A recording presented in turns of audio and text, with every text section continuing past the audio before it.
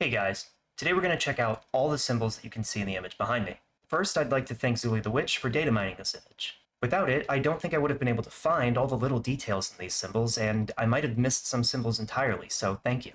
I was also going to address several symbols that show up on things like armor and equipment and throughout the lands between, but I had so much to say about these symbols that I decided to push it to my next video.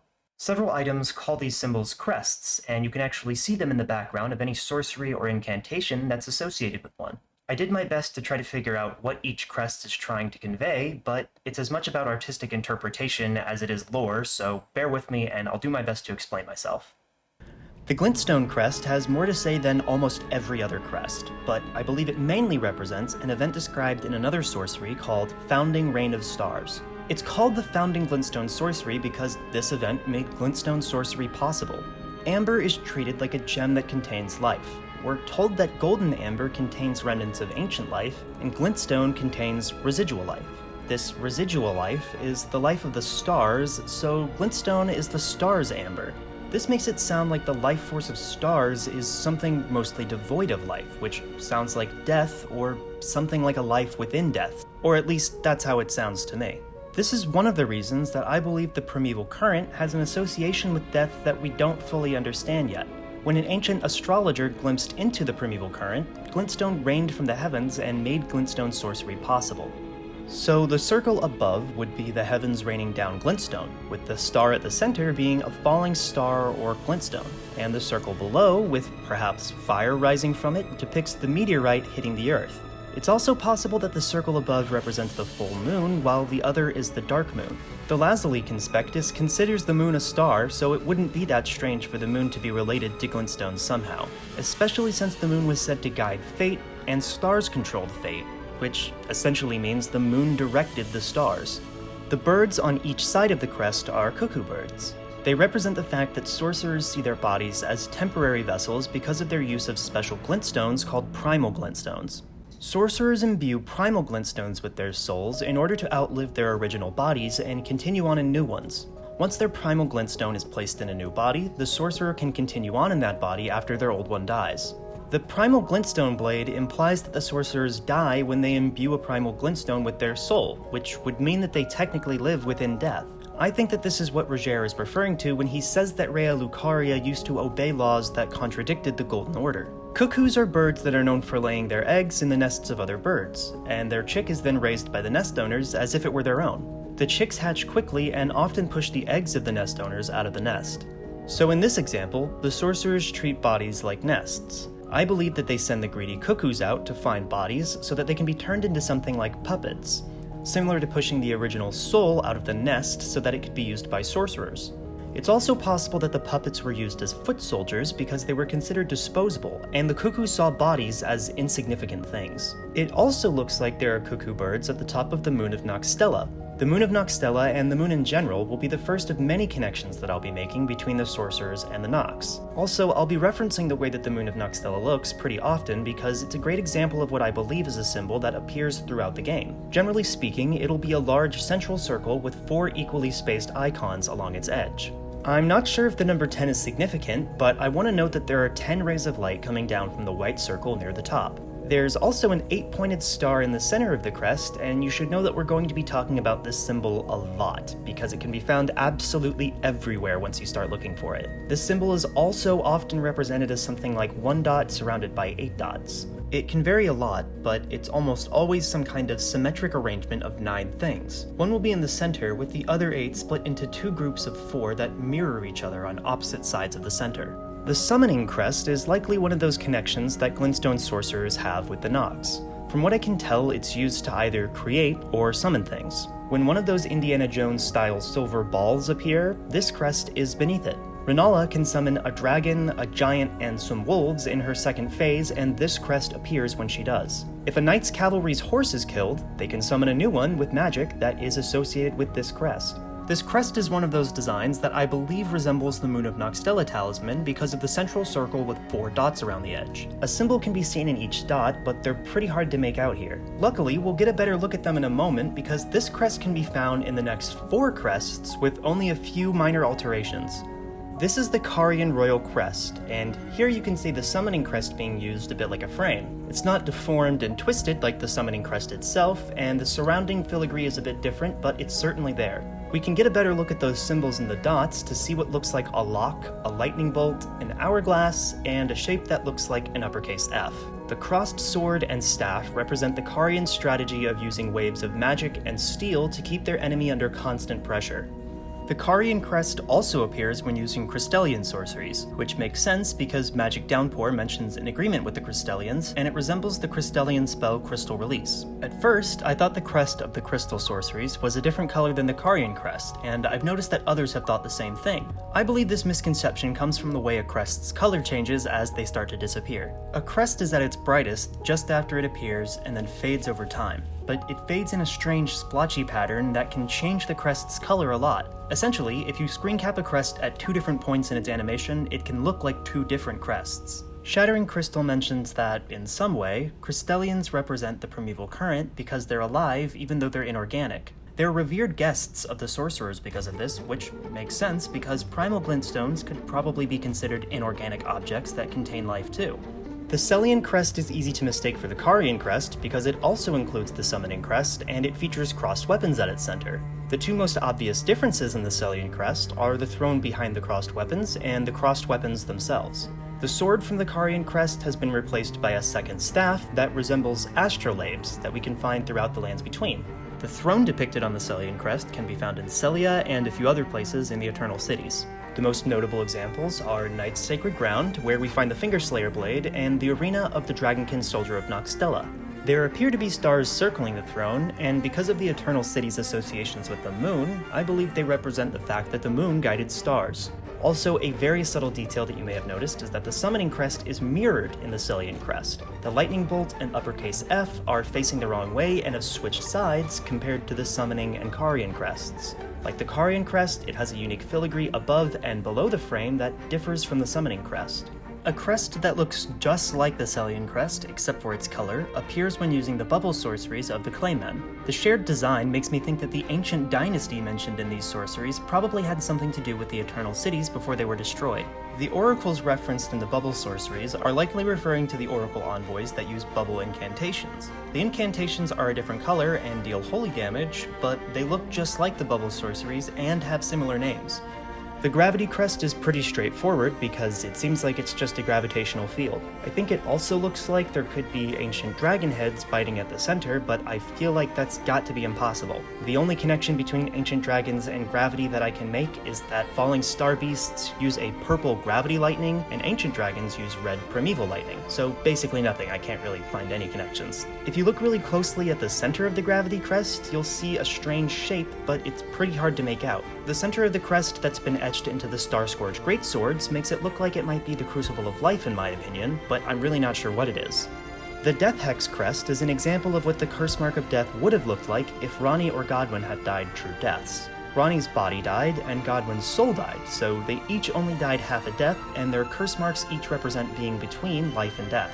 The Mausoleum Knight armor suggests that if the demigods had died true deaths, they would have been able to reincarnate, so I think that this crest represents the full cycle of life and rebirth that was in place before the Golden Order. This is why we're able to restore death after we create a complete circle out of each demigod's half-death. The Mending Rune of the Death Prince and Death Hex Crest are just 2 ways of representing the same idea. Rykard can be seen in the Magma Hex Crest because he created them by modifying death hexes found in Mount Gelmir. The crown at the top of the crest represents Rykard's ambition to reject the Erdtree for pitting demigods against one another in the Shattering. The serpent coming from Rykard's mouth to swallow the circle at the center of the crest represents the way his ambition turned to greed after giving himself to the serpent. His resistance to the Erdtree became a greedy desire to consume everything as Rykard lost himself. I believe the background is a shed snakeskin like the one in the Temple of Iglay, because the background is scaled, the edges look like tears, and Rykard seems to have several connections to the spiritual use of skin. The Temple of Iglay seems to be dedicated to the religion of the Serpent Men who revere Sien. Godskin nobles have serpentine tails, and there happens to be one in the temple as well. To top it all off, the half-serpent Raya gives us a talisman that depicts a flayed woman. The Dragon Communion seal can be seen at the center of the Dragon Communion crest, but beyond that, this crest is pretty hard to figure out. Right beneath the curling shape is a reference to the 8-pointed star, one large dot with another 4 on each side, and the crest's outer section seems like it could represent the horns or feather of a dragon, or maybe something like roots. The curling figure at the center might represent the 5 heads that Placidusax used to have, but I admit that the number of heads in this confusing swirl could be considered a matter of interpretation. This image is how I see it, but there are a lot of lines that confuse the shape of the object and make it hard to tell, for instance, whether something is a single head or a smaller head overlapping a larger one. So if you have a different take, let me know in the comments. Whether there are 5 heads or not, this shape does resemble the way Placidusax's heads curl around each other, and it's worth noting that the god-devouring serpent also curls around itself in a similar way. According to the Godslayer's seal, made in its image, the Black Flame Crest is said to represent the manipulation of black flame. It looks like it has a fingerprint at its center, but I'm really not sure what that could mean. Obsidian is a volcanic glass, and because it's been inlaid in the seal and Black Flame monk armor, I think that the Glomite Queen is connected to Mount Gelmir or the Serpent somehow. The Queen, like Rykard, has connections to skin because she controlled the Godskins, and like I said before, there's a Godskin noble in the Temple of Iglay dedicated to snakes. The Erdtree Crest is pretty much just the Erdtree with the Elden Ring at its center. The bottom of the crest sort of looks like it's showing the Erdtree as if it's 3 intertwined trees, but that feels like a stretch.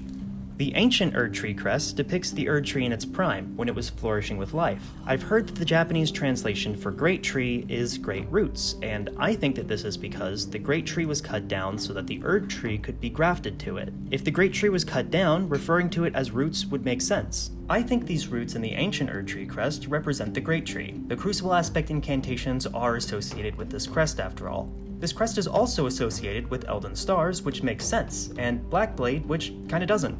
My best guess is that it's because when the Rune of Death was sealed into the Blackblade, it marked the beginning of the Golden Order and the Erdtree.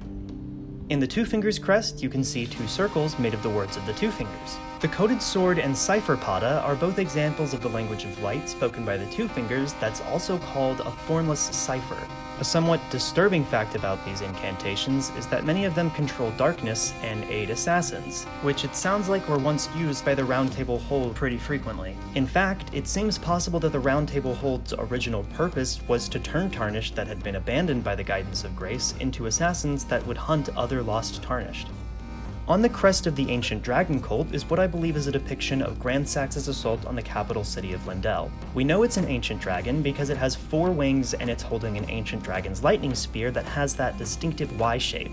The dragon is also sitting on a burning tower, and Grand Sax's assault was the only time in history that Lindell's walls were ever breached. His assault marked the beginning of the war against the ancient dragons, but when it ended, the friendship between Godwyn and Fortisax eventually led to the ancient dragon cult's creation.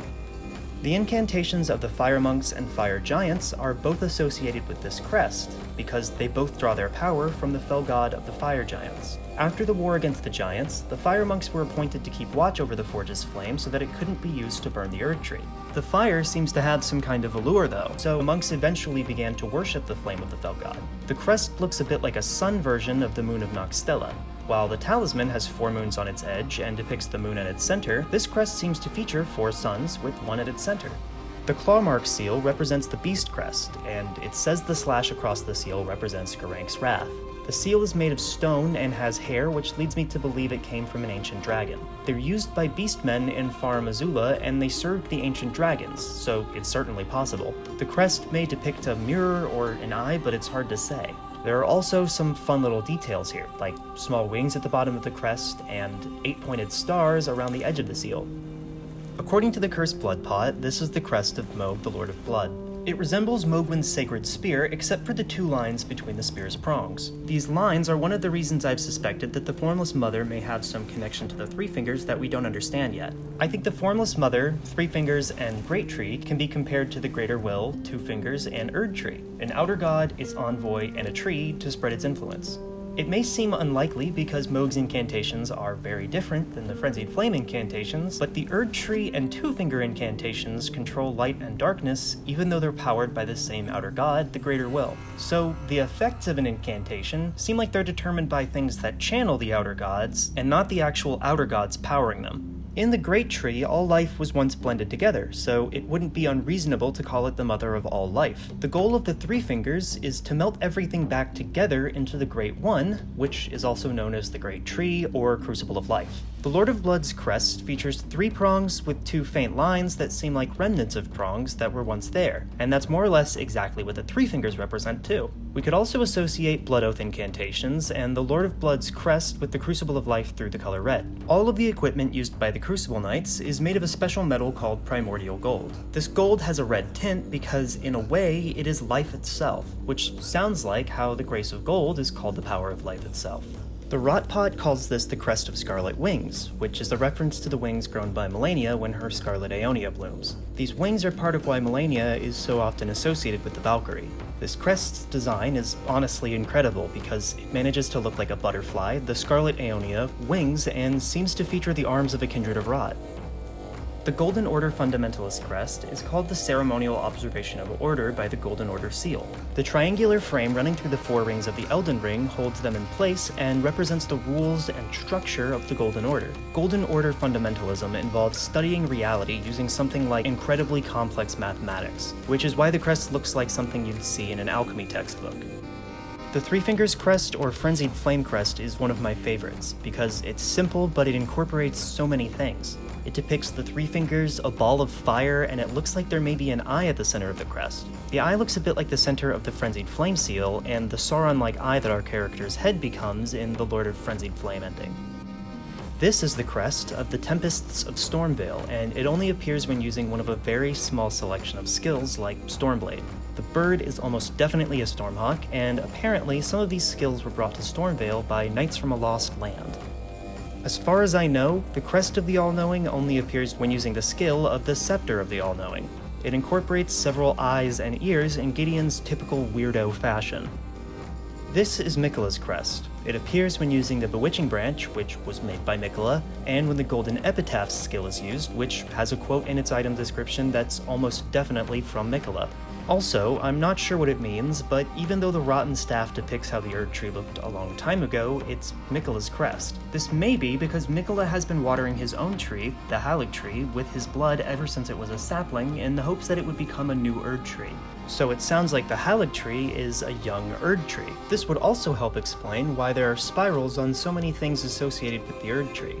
It's not very obvious, but the Haligtree is 2 trees, or at least 2 separate trunks, that are spiraling around a center point. So the same would have been true for the Erdtree at some point until the 2 trees grew into one another.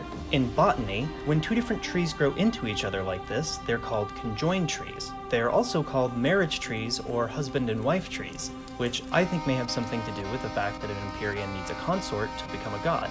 That's just a personal hunch that isn't really based on any lore though.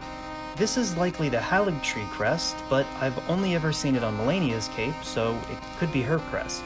We can see what's likely another reference to the 8-pointed star, or whatever the star may represent, because we can see 1 dot with 4 others on each side. In my opinion, the arch above the tree represents the safety and protection of the Haligtree.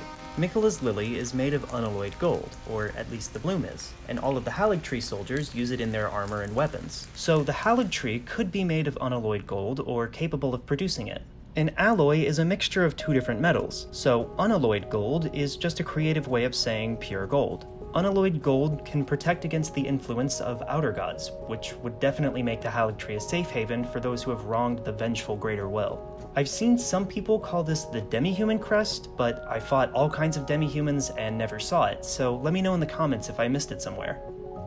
The crest of the Baldachin blessing depicts a protective temple disguised as a bedchamber. This is a representation of the fact that in Elden Ring, sleep is close to death, if that makes sense. For example, there's no sensation in death, and sleep dulls sensations because it's somewhere between life and death. This is how we're able to fight Fortisax in the Deathbed Dream. Fortisax fought against the Death Within Godwyn, but became corrupted, so the Deathbed Dream brings us close enough to death to fight him. A crying finger maiden in Deeproot Depths says that Godwyn was unable to die a true death because his soul was killed while his body lives on. If Godwyn didn't die a true death, it sounds like he's stuck between life and death. Sleep is between life and death, so I believe that Godwyn is stuck in an inescapable slumber. The Erdtree Binding Crest appears beneath our character when they use the shackle of Mohg or Morgott. It's difficult to make out, but each shackle is also engraved with this crest. I also noticed that Mohg's shackle has a good deal of blood on it, although that's hardly a surprise, is it?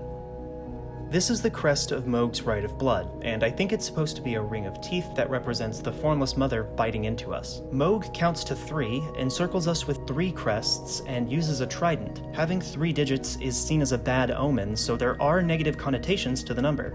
I don't think that they would use 3 so many times unless it's relevant. This feels like one more thing that could imply Mohg and the Formless Mother have some connection to the Three Fingers. The group password crest appears around the messages and bloodstains left by players that are using the same group password as you. There isn't much to say about this crest because, as far as I can tell, it's just a gameplay element. These rune-like symbols don't appear anywhere else as far as I know, so they're probably just meant to look like an unreadable password or something. This crest turned out to be something like a white whale for me, because I looked everywhere and just couldn't find it. It may only appear when a specific enemy uses a specific attack, and there's always the possibility that this crest was cut from the game entirely and can never actually be found. If you do see it, please let me know in the comments, and I'll be sure to give you a very thankful shout out in my next video. If you like this video, please feel free to leave a like and subscribe. My next video is going to be about symbols like the 6-pointed star or the Moon of Noxtella that can appear throughout the Lands Between and on various pieces of equipment.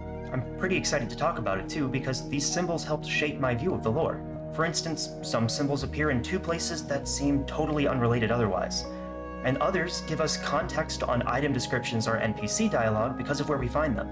I make Elden Ring TikToks every day, and I stream on Monday, Wednesday, and Friday on Twitch from 6 to 8 p.m. Central Time. Thanks for watching, and I'll see you next time.